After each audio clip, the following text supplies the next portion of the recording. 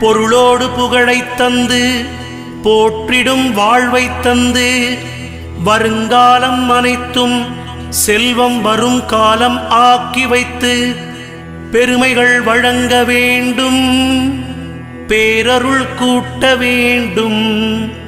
அருள்மிகு குருவே, உன்னை அடிபணிந்து வணங்குகின்றேன். வருடம் ஓர் ராசி வீதம் வட்டமாய் சுழன்று வந்தே தருகிற பலனை நாங்கள் தங்கமாய் ஏற்றுக்கொள்வோம். வருகிற நாட்களெல்லாம் வசந்தமாய் மாறுதற்கே அருள் தரும் உனது பார்வை அனுதினம் எமக்கு வேண்டும்.